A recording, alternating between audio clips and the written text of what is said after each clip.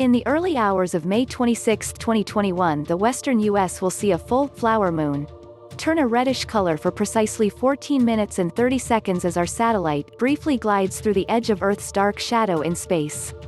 It's called a blood moon, but that colloquial name for a total lunar eclipse is both of questionable quasi-religious origin and, more importantly, betrays the actual colors you should expect to see during this relatively rare and beautiful sky event.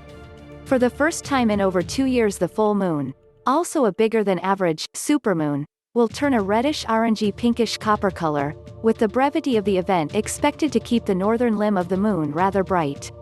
Semantics aside, the moon will receive red light at night on May 26. So why will the moon turn red? The incredible answer involves Earth's atmosphere, sunsets, and our blue daytime sky.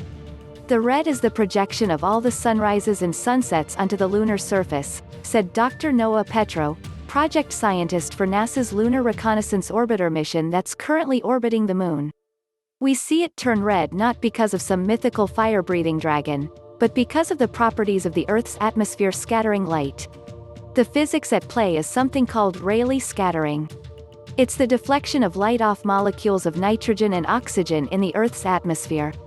Visible light is a form of electromagnetic radiation, which is made up of photons, particles of light, that travel in different wavelengths. It's named after Lord Rayleigh, John William Strutt, a British physicist, who wrote a paper about it in 1871. It's not. It just looks blue during the day. Blue and purple have the shortest wavelengths of light, which more easily strike molecules and so more easily scatter.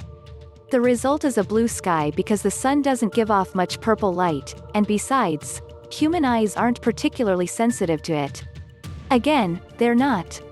The yellowy, and normally way too bright to look at, sun isn't doing anything differently when it's close to the horizon, but to reach the viewer's eyes the light from it is traveling through a lot more atmosphere. The radiation is therefore striking more molecules. Red and orange have the longest wavelengths of light, so they more easily travel through Earth's atmosphere to reach your eyes. The intensity of light is less, too, having been filtered by the atmosphere, so you can glance at a setting sun with your naked eyes.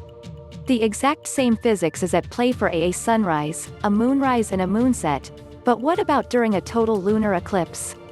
The science for a lunar eclipse is identical. Just as when you watch a setting sun it bathes your surroundings in a reddish, orangey light, so sun does the same to the moon during lunar totality. Since the full moon is in Earth's shadow, no direct sunlight can reach it. The only light that can is sunlight filtered by Earth's molecule-filled atmosphere.